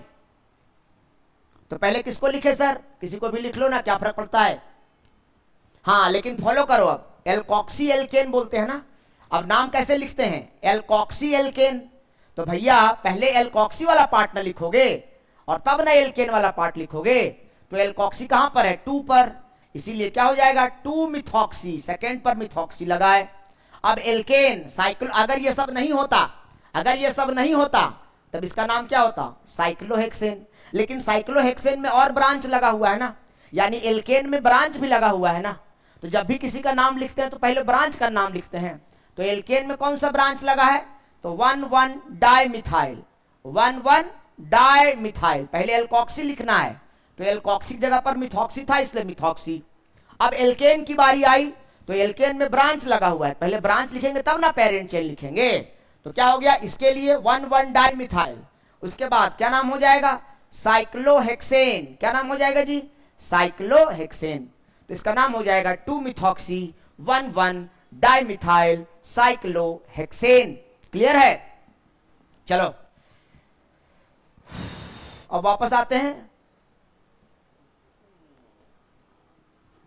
ये सब तो आप बना ही लोगे। अब देखो यहां पर ये 2 कार्बन का चेन बनेगा और इसको बोलना 1, इसको बोलना 2, तो क्या हो जाएगा 1,2 डाइमिथॉक्सी इथेन। ये जो क्वेश्चन है ना इसका नाम क्या हो जाएगा 1,2 डाइमिथॉक्सी इथेन, 1,2 डाइमिथॉक्सी इथेन इस क्वेश्चन का नाम हो जाएगा। नोट डाउन करो 1,2 डाइमिथॉक्सी। यहां 2 ही कार्बन का चेन बनेगा, क्यों 4 का चेन नहीं बनेगा, क्योंकि बीच बीच में ऑक्सीजन आ गया ना, तो कार्बन चेन लगातार ना होना चाहिए। तो यहां कार्बन चेन लगातार कहां है, तो कार्बन चेन लगातार 2 ही है, इसलिए 2 का पेरेंट चेन बनाएंगे। और सेकेंड कार्बन पर भी मिथॉक्सी और फर्स्ट कार्बन पर भी मिथॉक्सी, इसीलिए 1,2 डाइमिथॉक्सी। उसके बाद एल्केन 2 कार्बन का चेन है इसीलिए इथेन। अब देखो यहां पर क्या है, इधर 6 कार्बन का है और इधर कितने कार्बन का है बताओ तो जरा, 4 कार्बन का है। तो इसका नाम क्या हो जाएगा 1, 2, 3, 4, इसका नाम हो जाएगा 3 मिथाइल ब्यूटॉक्सी बेंजीन। क्या नाम हो जाएगा 3 मिथाइल ब्यूटॉक्सी बेंजीन। अरे भैया ये बताओ तुम कि एल्कोक्सी वाले पार्ट में ब्रांच लगा है कि एल्केन वाले पार्ट में ब्रांच लगा है, एल्कोक्सी वाले पार्ट में ब्रांच लगा है कि एल्केन वाले पार्ट में ब्रांच लगा है। एल्केन आपका बेंजीन रिंग है, क्यों, क्योंकि लॉन्गेस्ट चेन है, और एल्कोक्सी आपका ये वाला चेन है, क्यों, क्योंकि ये छोटा है। तो इसमें ना ब्रांच लगा हुआ है, 3 नंबर पे ना ब्रांच के अंदर ब्रांच है। तो एल्कोक्सी वाले पार्ट में ब्रांच लगा है, और एल्कोक्सी में कितना नंबर पर ब्रांच लगा है 3 पर, तो 3 मिथाइल ब्यूटॉक्सी, ये एल्कोक्सी वाला पार्ट हो गया। और ये कौन सा पार्ट हो गया, एल्केन। तो इसका नाम हो जाएगा 3 मिथाइल ब्यूटॉक्सी बेंजीन। ये इसका सारे कंपाउंड का नाम हो गया। इसको नोट डाउन करिए प्यारे। क्लियर है। चलो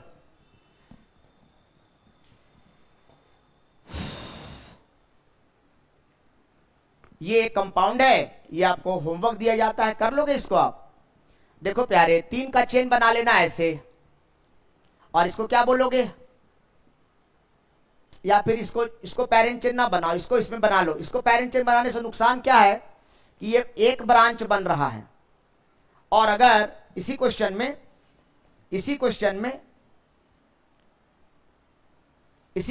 अगर इसको मान लो आप पेरेंट चेन बनाते हो, देखो उसको पेरेंट चेन बनाना चाहिए ना प्यारे जिसमें लॉन्गेस्ट चेन भी बन रहा हो ना, और ब्रांच की संख्या भी ज्यादा से ज्यादा आ रहा हो।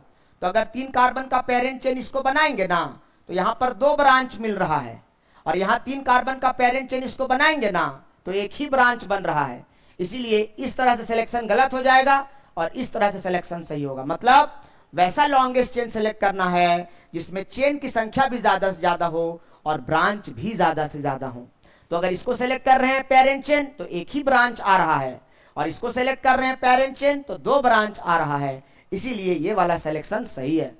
चलिए अब इसका नाम क्या लिखोगे 1, 2, 3। इसका नाम मिथॉक्सी नहीं है, सॉरी इसका नाम प्रोपॉक्सी नहीं है, अभी समझा चुके हैं। इसका नाम है 2 प्रोपॉक्सी।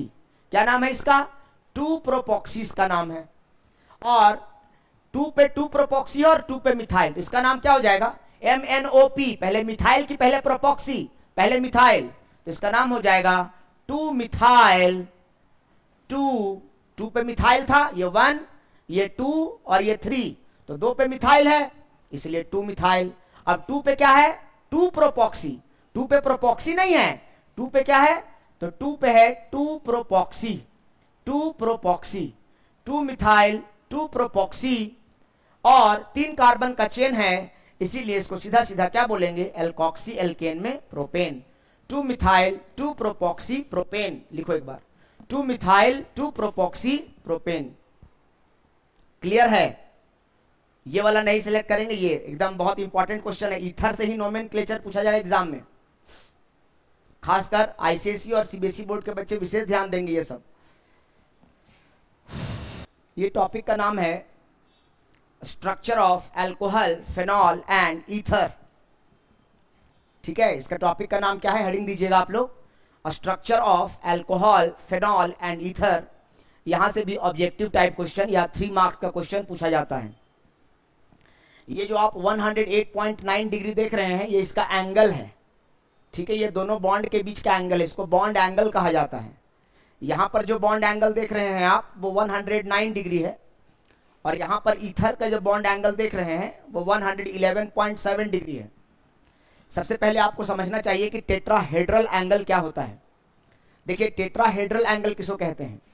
मान लीजिए आपके पास एक सेंट्रल एटम ए है, इसके साथ एक कॉर्नर एटम बी ये है, एक कॉर्नर एटम बी ये है, एक कॉर्नर एटम बी ये है, और एक कॉर्नर एटम बी ये है।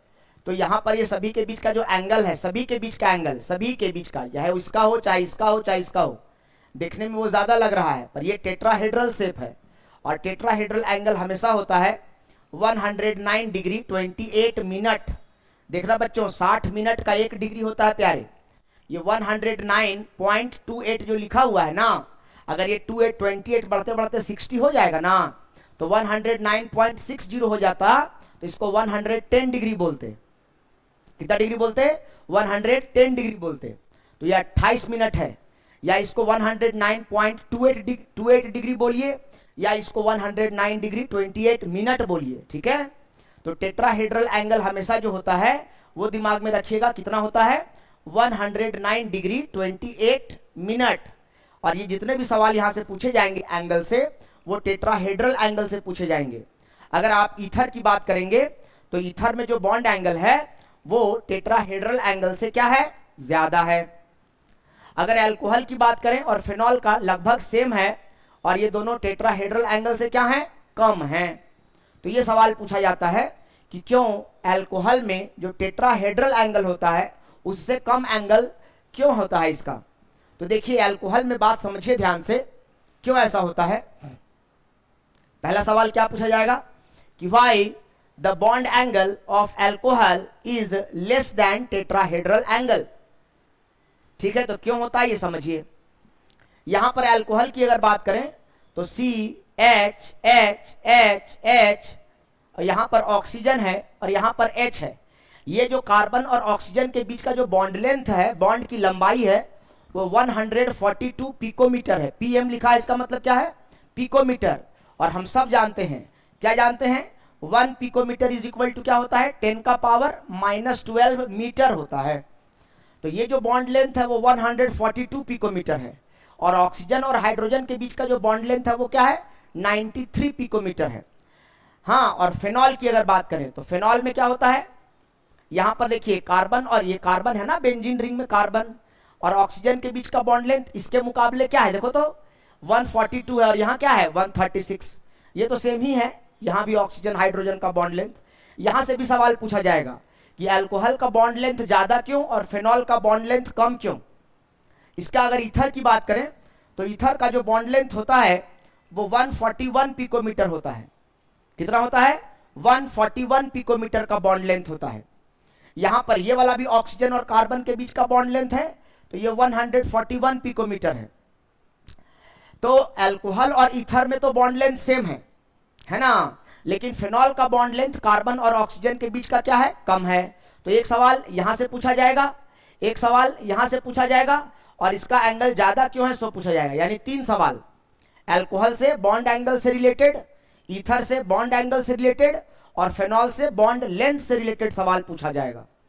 ठीक है, कैसे सवाल पूछा जाएगा देखिए, चलिए आगे देखो।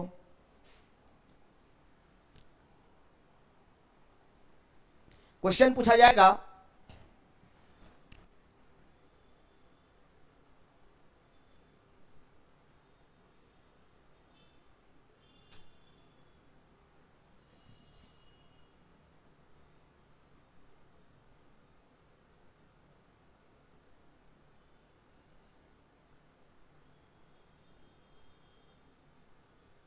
ओके, सवाल क्या है देखिए जरा, दिख रहा है। पहला क्वेश्चन है why the COH bond angle in alcohol is less than tetrahedral angle, यानी कि जो बॉन्ड एंगल है अल्कोहल में वो टेट्राहेड्रल एंगल से कम क्यों होता है। टेट्राहेड्रल एंगल कितना होता है 109 डिग्री 28 मिनट, ठीक है।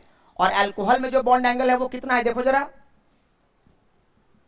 अल्कोहल में बॉन्ड एंगल कितना है 108.9 डिग्री। तो 109.28 से कम क्यों है, तो कम क्यों है ध्यान समझिए। यहां पर ऑक्सीजन के पास ना दो दो लोन पेयर होते हैं, क्या होते हैं, लोन पेयर होते हैं। तो और लोन पेयर में क्या होता है, रिपल्सन। तो इस रिपल्सन को कम करने के लिए वो दोनों लोन पेयर एक दूसरे से दूर जाना चाहते हैं, यानी ये लोन पेयर इसको धकेलता है, ये लोन पेयर इसको धकेलता है, नीचे की तरफ दबाता है। जब नीचे की तरफ दबाएगा तो इस कारण से ये जो कार्बन, इसको लोन पेयर इसको दबाएगा बॉन्ड पेयर को, ये लोन पेयर इसको दबाएगा बॉन्ड पेयर को। अरे ये दोनों लोन पेयर को दूर होना है, तो जब ये दोनों दूर होगा तो इसको भी तो अंदर की तरफ धकेल देगा। तो धकेलने से ये अंदर की तरफ आ जाता है और ये अंदर की तरफ आ जाता है, दोनों बॉन्ड अंदर की तरफ आ जाता है। पहले बॉन्ड ऐसे था, अब बॉन्ड ऐसे हो जाता है। तो जब ऐसे था तो बॉन्ड एंगल ज्यादा था, दब गया तो बॉन्ड एंगल कम हो गया, और ये दबने के कारण ही बॉन्ड एंगल कम हो जाता है। यानी अगर कोई पूछेगा कि अल्कोहल में बॉन्ड एंगल कम क्यों है, तो इसका जवाब है due to repulsion between two lone pairs present on oxygen atom. यानी इसका आंसर क्या हो जाएगा, due to repulsion between two lone pairs present on oxygen atom, of alcohol. यानी अल्कोहल के पास जो दो लोन पेयर्स हैं उनके बीच में जो रिपल्सन है, इस रिपल्सन को मिनिमाइज करने के लिए जब दोनों लोन पेयर एक दूसरे से दूर होते हैं तो वो दोनों बॉन्ड पेयर को नीचे की तरफ पुश कर देते हैं, और जिस कारण से बॉन्ड एंगल ऐसे से दबकर ऐसे हो जाता है, और जिस कारण से बॉन्ड एंगल थोड़ा कम हो जाता है। देखिए फिर से वापस देखिए, ध्यान से समझिए। ये दोनों लोन पेयर एक दूसरे को रिपेल कर रहा है, और ये रिपेल कर रहा मतलब एक दूसरे को दूर भेज रहा है, धकेल रहा है, क्योंकि लोन पेयर में बहुत अधिक रिपल्सन होता है। तो ये रिपल्सन को कम करने के लिए दोनों लोन पेयर दूर जाएंगे मतलब हटेंगे एक दूसरे से दूर, और जब दूर हटेंगे तो लोन पेयर बॉन्ड पेयर में रिपल्सन बढ़ जाएगा, और इस रिपल्सन को कम करने के लिए ये बॉन्ड अंदर की तरफ और ये बॉन्ड अंदर की तरफ आएगा, और जिस कारण से बॉन्ड एंगल 109 डिग्री 28 मिनट से कम होकर 108 डिग्री पे चला जाता है। इसी कारण से इसको कहेंगे कि लोन पेयर के रिपल्सन को कम करने के लिए यहां पर बॉन्ड एंगल कम हो जाता है। अगला सवाल है बॉन्ड लेंथ से सवाल है। देखिए अगला सवाल क्या है, why the COC bond angle in ether is more than tetrahedral angle. देखो जरा वापस आओ, more than tetrahedral angle. Tetrahedral angle कितना है 109 डिग्री 28 मिनट, और ईथर में बॉन्ड एंगल कितना है 111। ज्यादा क्यों हो गया, तो यहां पर ज्यादा क्यों हो गया इसका कारण समझो। यहां पर आपके पास है CH3 ऑक्सीजन, CH3, वहां पर क्या था ना, अल्कोहल में सिर्फ लोन पेयर था, और इधर एक ही बल्कि ग्रुप था, बल्कि मतलब लार्ज, बल्कि मतलब बड़ा ग्रुप। तो इधर एक ही बड़ा ग्रुप था और इधर छोटा ग्रुप था। लेकिन ईथर में इधर भी बल्कि ग्रुप है और इधर भी बल्कि ग्रुप है। मानते हैं कि इन दोनों में रिपल्सन है, लेकिन इन दोनों में भी रिपल्सन हो रहा है। तो इधर से जो रिपल्सन हो रहा है ना, तो इधर से भी रिपल्सन हो रहा है, और इधर के मुकाबले इधर बल्कि ग्रुप में ज्यादा रिपल्सन हो रहा है। और ये रिपल्सन को कम करने के लिए ये ऊपर की तरफ और ये थोड़ा ऊपर की तरफ चला जाता है, और जिस कारण से पहले ऐसे था, अब इसमें और इसमें बहुत अधिक रिपल्सन हो रहा है।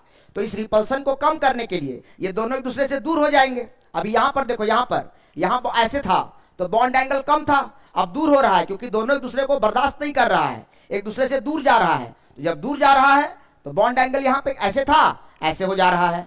नहीं समझे, तो इसका मतलब to minimise the repulsion between two bulky groups, to minimise the repulsion, ये रिपल्सन को कम करने के लिए ये बल्कि ग्रुप दूर जा रहे हैं, और जब दूर जा रहे हैं तो बॉन्ड एंगल क्या हो जा रहा है, जितना होना चाहिए उससे ज्यादा हो जा रहा है। तो इसका आंसर क्या हो जाएगा, टू मिनिमाइज द रिपल्सन। ये जिस ऑप्शन में रहेगा उसी को टिक करेंगे। To minimise the repulsion between, इसको स्टेरिक हिंड्रेंस भी कहते हैं। इस रिपल्सन को क्या कहा जाता है, अगर ऑप्शन में रिपल्सन न लिखकर स्टेरिक हिंड्रेंस लिखा हुआ हो तो भी परेशान मत होना।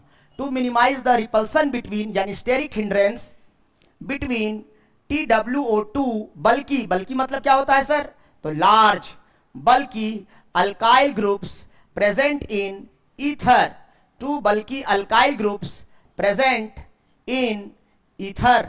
ईथर में जो दो बल्कि अल्काइल ग्रुप्स प्रेजेंट हैं उनके बीच में रिपल्सन हो रहा है, उस रिपल्सन को मिनिमाइज करें ताकि वो स्टेबल हो सके मॉलिक्यूल। उस रिपल्सन को मिनिमाइज करने के लिए ये बॉन्ड एंगल ऐसे से ऐसे हो जाता है और जिस कारण से बॉन्ड एंगल बढ़ जाता है। तीसरा क्वेश्चन जो है वो बॉन्ड लेंथ से है। बोला था मैंने कि फेनॉल का बॉन्ड लेंथ, यहां देखो अल्कोहल में कार्बन ऑक्सीजन का बॉन्ड लेंथ 142 पिकोमीटर, ईथर में कार्बन ऑक्सीजन का बॉन्ड लेंथ 141 पिकोमीटर, लेकिन जब फेनॉल की बात करते हैं तो बॉन्ड लेंथ 136 पिकोमीटर। ऐसा क्यों, तो जरा ध्यान समझना, यहां जगह नहीं है इसलिए आगे समझा रहे हैं। यहां पर देखिए फेनॉल में क्या हो रहा है, फेनॉल में जो बेंजीन रिंग लगा हुआ है ना, और बेंजीन रिंग है इसका मतलब क्या है कि यहां पर ऑक्सीजन और यहां पर जो हाइड्रोजन है, ये वाला जो बेंजीन का कार्बन है ये डबल बॉन्ड से बंधा हुआ है। डबल बॉन्ड से बंधा है मतलब sp2 हाइब्रिडाइज्ड है। जबकि कार्बन की बात करेंगे ना तो कार्बन में जो ऑक्सीजन और कार्बन के बीच का बॉन्ड लेंथ है ना, ये वाला बॉन्ड लेंथ 142 पिकोमीटर है और ये वाला जो बॉन्ड लेंथ है वो 136 पिकोमीटर है। क्यों, यहां पर अल्कोहल में ये जो कार्बन है ना ये सिंगल बॉन्ड से बंधा है। सिंगल बॉन्ड से बंधा है मतलब क्या हुआ सर, तो मतलब ये sp3 हाइब्रिडाइज्ड है। बता चुके हैं single bond sp3 hybridized, double bond sp2 hybridized. उससे क्या हुआ सर, अगर ये sp2 हाइब्रिडाइज्ड है मतलब यहां पर s कैरेक्टर अगर बात करें तो 33.3% s कैरेक्टर है।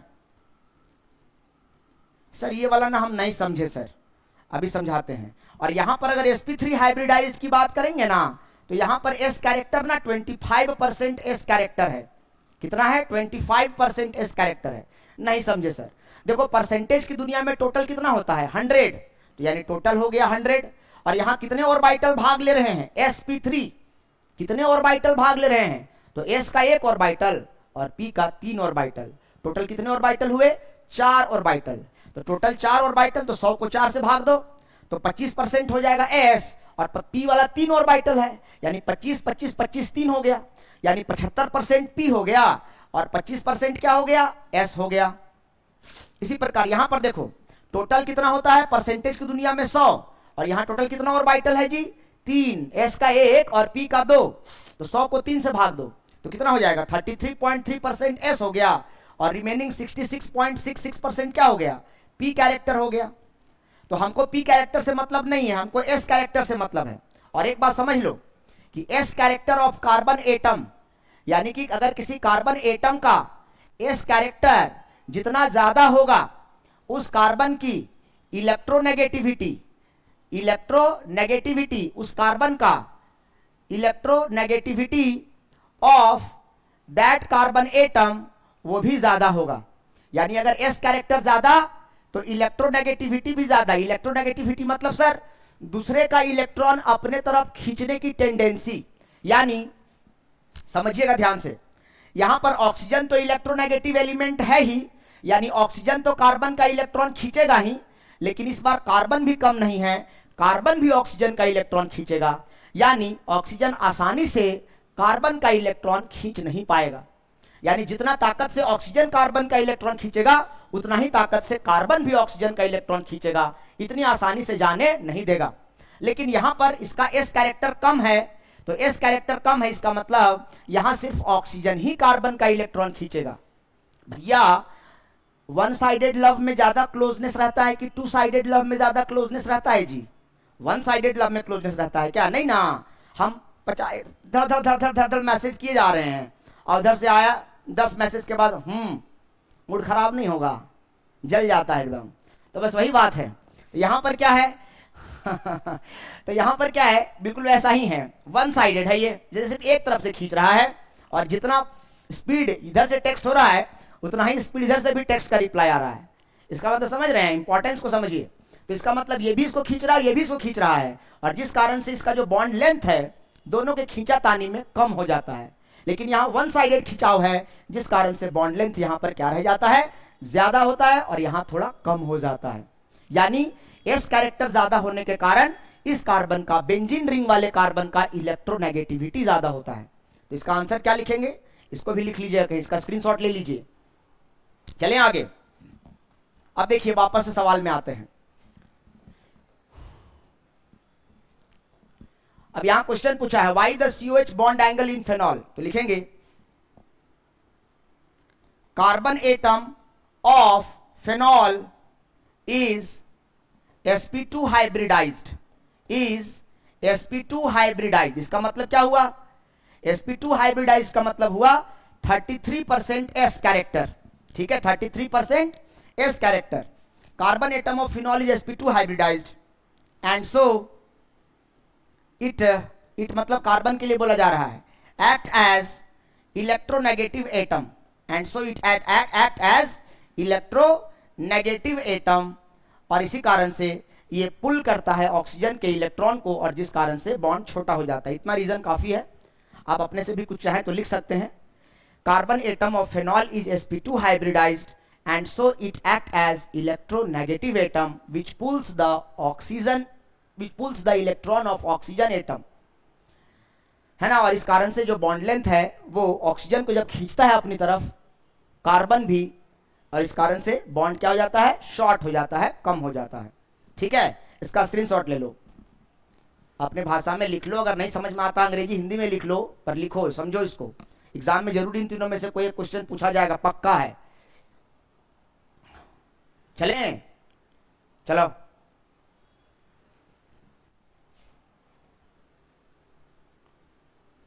तो स्ट्रक्चर हो गया। एक बार और देखना चाहोगे क्या, ये देख लो एक बार, इसका स्क्रीनशॉट ले लो, नहीं लिए हो तो इसका ले लो एक बार, इसका ले लो एक बार। अब आपको समझ में आ गया स्ट्रक्चर से सवाल। अब आगे चलते हैं नेक्स्ट।